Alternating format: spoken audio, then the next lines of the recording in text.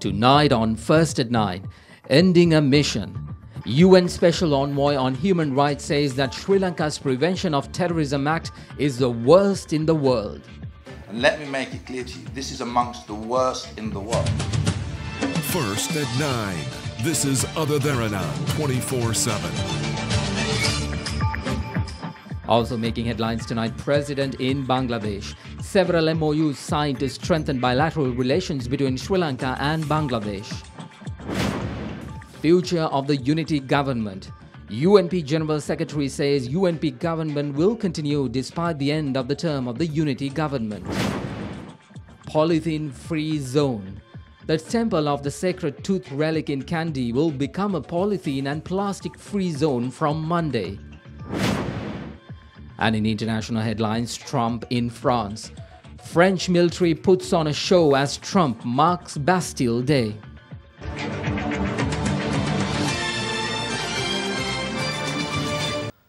Live across Sri Lanka, this is Derana 24/7. Good evening, everyone, and welcome. Tonight, we begin with the latest on the UN Special Envoy's visit to Sri Lanka. Sri Lanka has the worst act on prevention of terrorism. Those were the words used by the visiting United Nations Special Envoy on Human Rights and Counter-Terrorism, Ben Emmerson. He made this statement at a media briefing held in Colombo today to announce the preliminary findings of his 4-day mission to Sri Lanka. During his visit, Special Envoy Ben Emmerson met with Prime Minister Ranil Wickremesinghe, various ministers, including Foreign Minister, Minister of Justice and Buddha Sasana, Minister of Law and Order, Minister of Prison Reforms, Rehabilitation, Resettlement and Hindu Religious Affairs. He also held discussions with chiefs of the armed forces. This is a fact-finding mission for Emmerson on which she will report back to the Human Rights Council on the progress made by Sri Lanka on the human rights and counter-terrorism front. Meanwhile, UN Special Envoy Emmerson says that 2 years on into extensions granted to the government by the Human Rights Council, progress in achieving key goals set out in Resolution 30-1 is not only slow, but seems to ground to a virtual halt.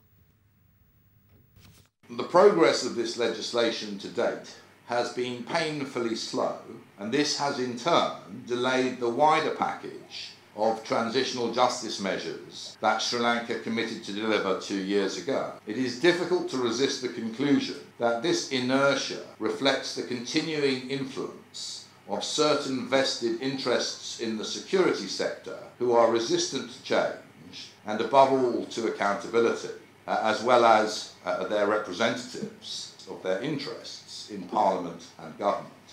Emmerson also expressed views on the policy and legal framework of the proposed Counter-Terrorism Act by the government of Sri Lanka. Many of those who spoke to me expressed dismay at the lack of ministerial, parliamentary or public consultation over the proposals. Indeed, even the Human Rights Commission itself has not been formally informed or consulted on the draft framework.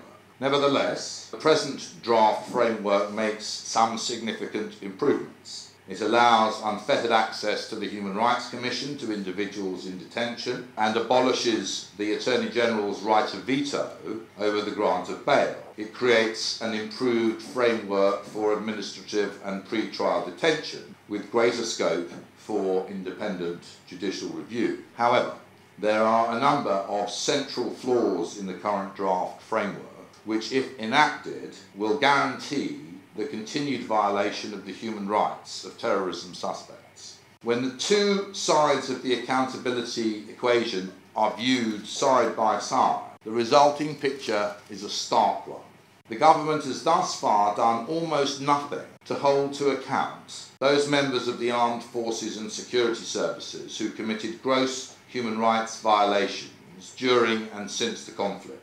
At the same time, it has until now continued to operate the cruel and unjust PTA system, a system that has overwhelmingly impacted on the Tamil community. Meanwhile, he also requested the government of Sri Lanka to continue to be on the correct track in solving issues pertaining to human rights. There have been many statements of good intentions, but so far little in the way of effective action to bring about a lasting and just settlement to Sri Lanka's conflict, one which commands the confidence of all sections of the community. It seems that some small steps are now at last being taken in that direction. My plea to the government and the people of Sri Lanka is to let those steps be the right steps and not to allow the process to be diverted by retrograde elements in the security establishment and their allies in government. Meanwhile, the special envoy also responded to several questions raised by journalists with regard to his meeting with the Minister of Justice and Buddha Sasana, Dr. Vijayadasa Rajapaksa, and he also spoke about the Prevention of Terrorism Act. You can explain your discussions with the Minister Vijayadasa Rajapaksa. A section of the media reported today that you had an argument with him. I do not comment on the details of private discussions held with ministers. It's not my policy to comment on private meetings that have taken place during the course of the mission. Ceylon newspaper, you said you mean visited the detainees, and they were referring to their torture. How recent was this torture they tend to claim? Of most cases of the detainees, the torture had taken place at the time of or soon after the period of their initial arrest or whilst they were in executive detention before charge. So typically, as you will know, executive detention could continue for 12 or 18 months before a charge was brought. However, what is absolutely clear is that even in the very most recent batch of arrests under the PTA, that is in October of last year, 80% of those who were arrested were making the same complaints. None of the people that I spoke to in government, in the police, or in any other sector of state operation denies the fact that there is a systemic problem of torture in Sri Lanka. And let me make it clear to you, this is amongst the worst in the world. Do you think there's any country in South Asia which is better than this? I'm answering questions about Sri Lanka. I think Sri Lanka, in the way that it has structured its PTA, is amongst the worst in the world, and it needs to be resolved. More on that briefing. UN Special Envoy Ben Emerson also expressed views on the recent arrest of former Navy spokesperson DKP Dasanayake over the disappearance of 11 youths in 2008. However, parliamentarian Vimal Weerawansa voiced divergent views over the arrest and demanded the immediate release of the former Navy spokesperson. During my visit, the Chief of the Army, Mahesh Senanake, made a public commitment to ensuring that members of the armed forces who had committed crime would be brought to justice. A senior naval commander was arrested for his alleged involvement in the disappearance of 11 people during the closing stages of the conflict. And I was personally assured by the Attorney General that if and when criminal allegations against the military finally reach his office, they will be prosecuted with the full force of the law. Former Navy spokesperson DKP Dasanayake was living in a small boat deployed in the Mullaitivu Sea during the last 3 months of the conflict to protect this nation. He and his team didn't care about any hardships they had to face because they were there to stop the LTT members from fleeing by sea. I would like to ask whether this government is crazy to have arrested such a man who did so much for the country, saying 10 LTT members disappeared. Imagine who would have died if he and his team did not find those bombs that day in that particular container of ice. Are we going to let military personnel like former Navy spokesperson to be arrested like this? We're demanding this treacherous government to release all military intelligence officers and the former Navy spokesperson. Stop this hunt immediately. The second phase of the national-level dengue control program starts tomorrow in a backdrop where 269 people have already fallen prey to the virus. It will be worked off under the theme, Let's Start by Ourselves, Join to Eradicate Dengue. Over 90,000 dengue patients are reported so far this year. With the epidemic showing no signs of abating, the Ministry of Finance and Mass Media organized a national-level dengue control program, Let's Start Ourselves, Join to Eradicate Dengue, on the 12th of this month. Its second phase starts tomorrow, focusing on cleaning the environment and the workplaces.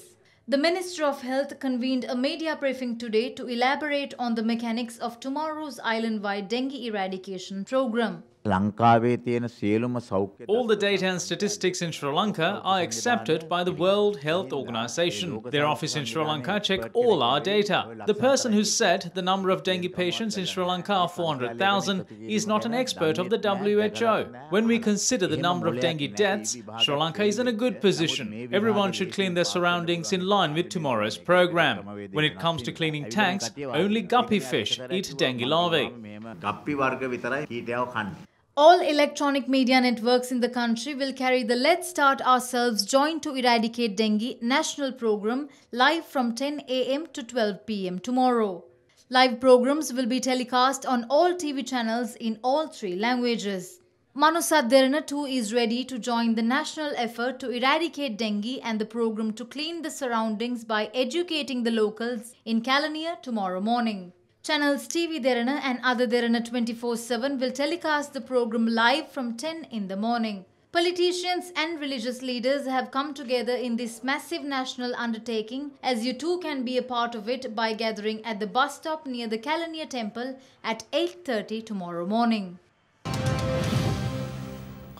In other stories, various agreements were inked today between Sri Lanka and Bangladesh during the meeting with President Maithripala Sirisena and the Prime Minister of Bangladesh, Sheikh Hasina. Today marks the second day of President Maithripala Sirisena's maiden visit to Bangladesh since assuming duties as the president. President Maithripala Sirisena was received by the Prime Minister of Bangladesh, Sheikh Hasina, today. Bilateral discussions were held following a cordial meeting between the two leaders.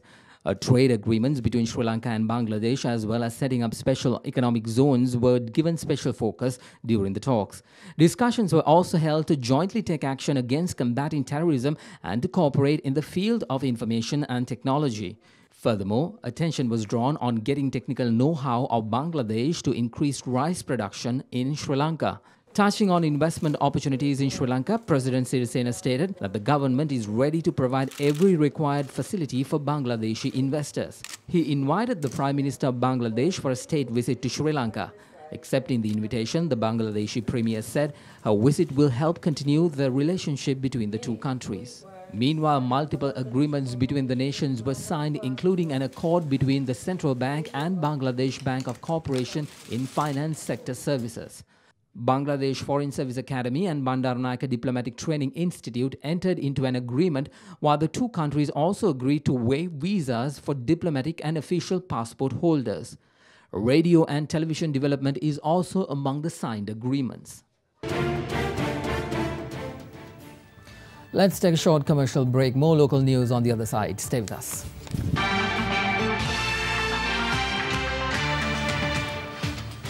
Welcome back, everyone. Prime Minister Ranil Wickremesinghe says the country's economy continues to be hampered by recurring natural disasters.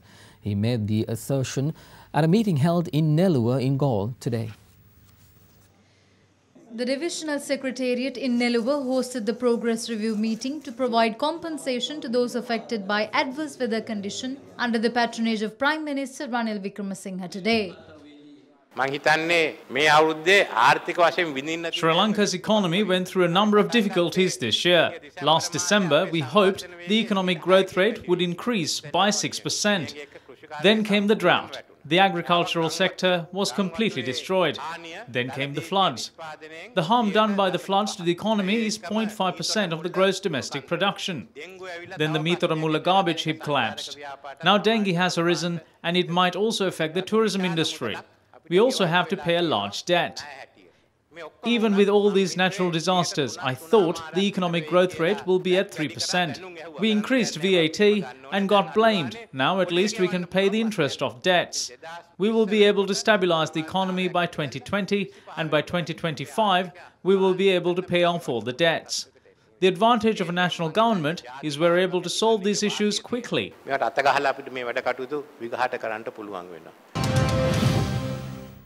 In one of our headline stories, the Temple of the Sacred Tooth relic in Kandy is declared a polythene and plastic-free zone starting from Monday.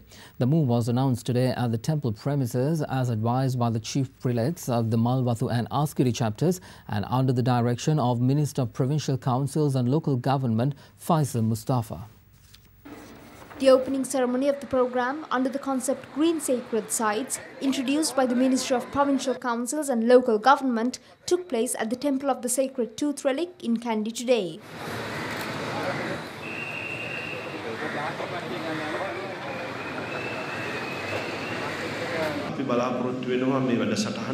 We hope to extend this program to other sacred sites as well.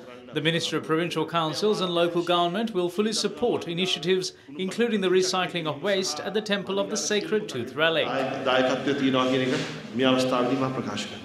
Meanwhile, the Polythene Manufacturers and Recyclers Association of Sri Lanka calls on the government to provide alternatives for them if polythene is banned. Before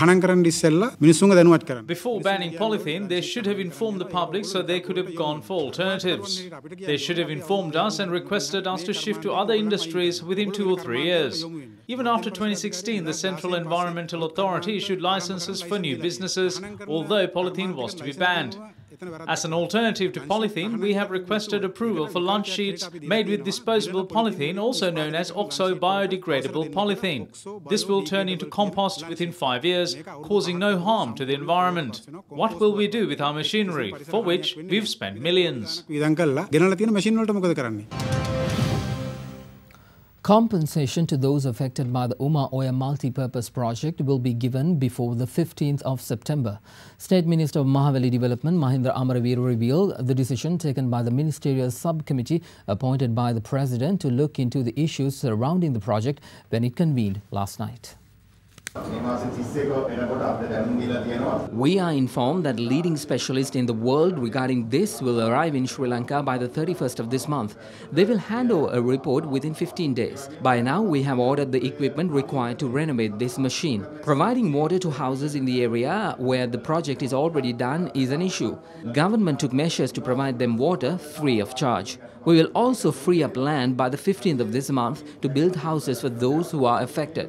Irrespective of who started the project, this government has taken over its responsibility. The United National Party says it expects to be in power even after the end of the national government in December. General Secretary of the United National Party, Minister Kabir Hashim, voiced the expectation today in response to questions raised by journalists following a working committee meeting of the party.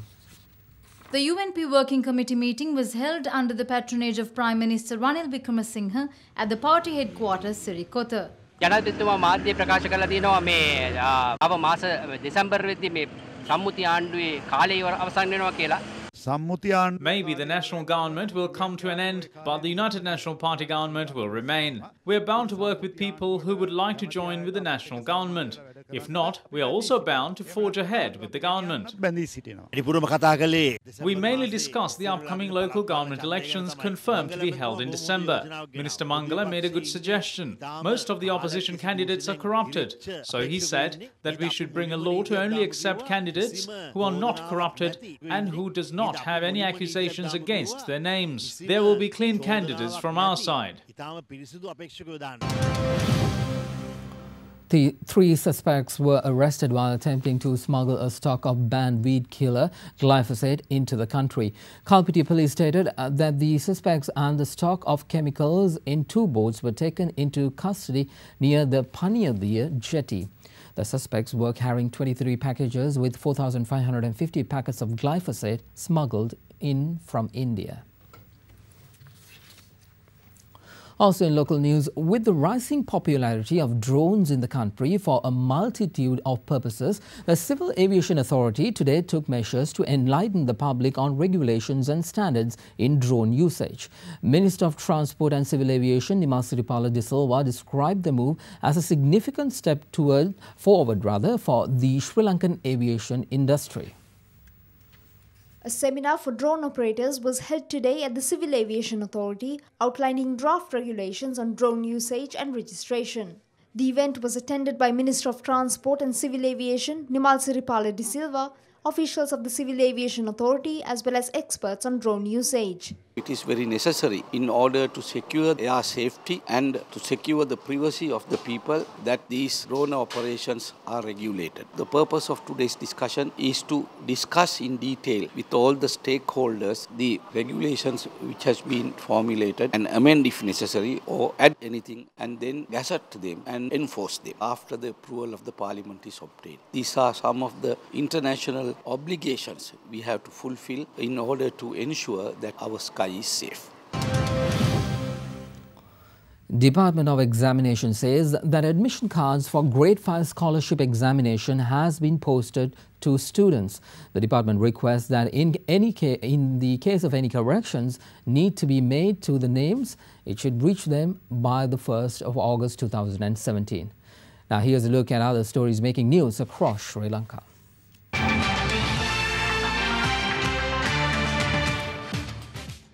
The Colombo District Court today issued an order prohibiting Abhayarama Temple in Narahimpita from being used for political purposes. This decision was taken by the court when considering a petition filed by chief incumbent of Purvaramaya, Venerable Padberiye Vimalanyana Thera. The attorneys who appeared on behalf of the complainant informed the courts that political and commercial activities that has been ongoing at the premises of the temple is against the teachings of Buddhism. Minister of Primary Industries Daya Gamage stated that a set retail price will be imposed on pepper within the next 2 weeks. Minister made this statement during a media briefing held today.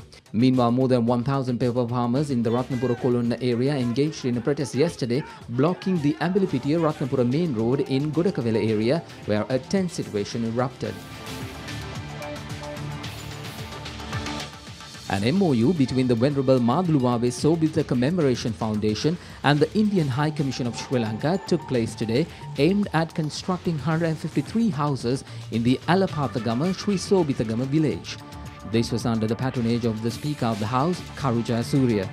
Speaking at the event, High Commissioner of India to Sri Lanka, His Excellency Taranjit Singh Sandhu said that India will continue to honour the legacy of the late Venerable Thera.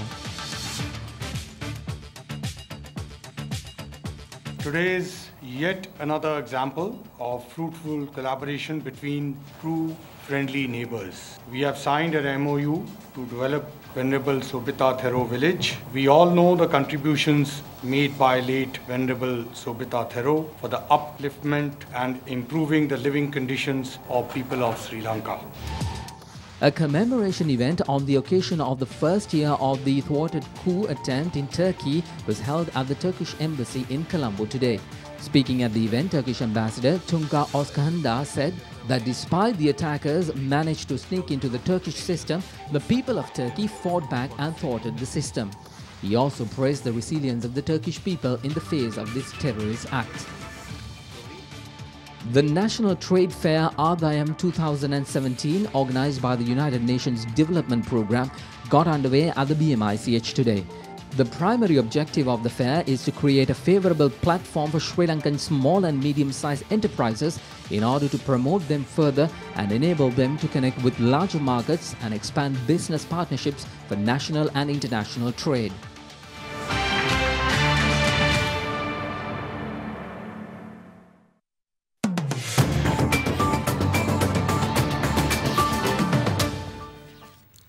Let's take you to the stock market now. Sri Lankan stocks were higher at the close today as gains in the construction and engineering, healthcare, footwear as well as textile sectors led shares higher. At the close in Colombo, the CSE all share added 0.41% to hit a new 52-week high. Now here's RM Sivanandan from the Colombo Stock Exchange with all the details from the trading flow. Top 5 gainers of the day were Madalseema Plantations, Agalawatta Plantations, Ceylon Leather Products, Singha Industries and Millennium Housing Developers, while the top 5 losers were Anilana Hotels, Asia Asset Finance, Union Chemicals, Ceylon Tea Brokers, Mahaveli Rich Hotels.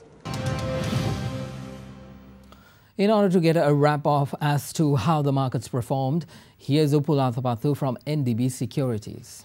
The SPI recorded a gain of 0.43% for the week, mainly due to price gains in counters such as Ceylon Tobacco Company, Carson Cumberbatch and Arcery Hospital Holdings. Meanwhile, S&P SL20 edged up by 0.02% for the week. The average daily turnover was up from last week to 733 million rupees.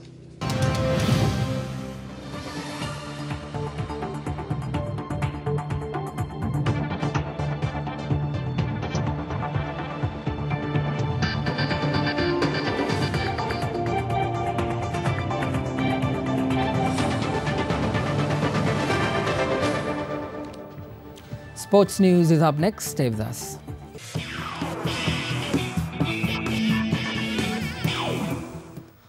Welcome back everyone. On to sports. Kumar Sangakkara yesterday responded to remarks made by former Sri Lankan captain Minister Arjuna Ranatunga, who said that he harboured suspicions over the 2011 Cricket World Cup. In an interview with the BBC Sinhala service, Sangakkara said that if there are any suspicions over the match he played in, a probe should be requested from the ICC. What happened to the 2011 World Cup final? I was on commentary and I was saddened while I was also suspicious.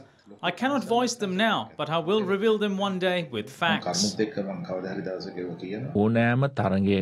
is an anti-corruption and security unit at the ICC to look into any possible questionable conduct by players or teams. Their representatives are present at every match. If Arjuna Ranatunga or anyone else have data which even this anti-corruption unit does not possess, it is their responsibility to table them and request a probe.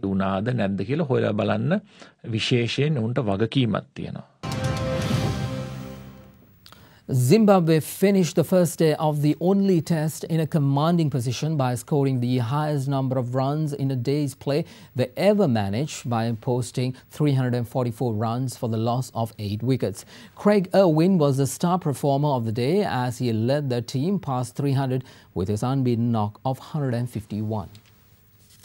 Electing to bat first, the visitors got off to a shaky start as they lost quick wickets in the top order. Craig Irwin, however, anchored the innings and his 84-run fifth wicket stand with Sikandar Rasa rejuvenated the visitors' innings. Despite Irwin's unbeaten 151, the next best individual score was a paltry 36. Zimbabwe ended the day on 344 for the loss of 8 wickets. Rangana Herath was the pick of the bowlers with figures of 4 wickets for 106 runs. Sri Lankan team is led by newly appointed Test captain Dinesh Chandimal following the resignation of former skipper Angelo Matthews.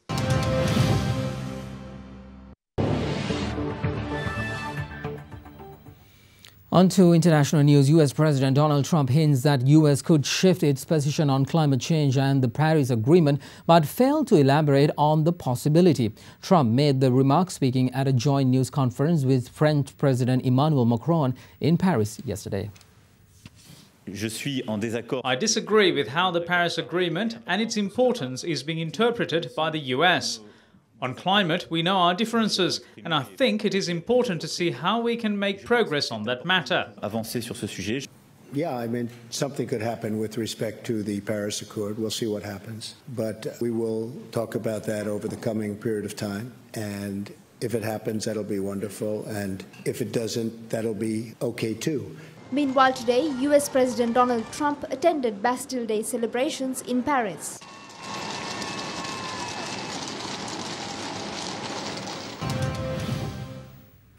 Well, today is Friday, the end of yet another hectic working week. It's time to take a break and take a look at your heartwarming story for the week. For that, let's take you to Taiwan, where stray dogs and cats are frequently involved in car collisions. But that does not mean that it's the end to these furry friends. However, wheelchairs for animals can be very expensive. So an enterprising engineer decided to construct them himself. To date, he has made around 400 homemade wheelchairs for Taiwan's disabled animals.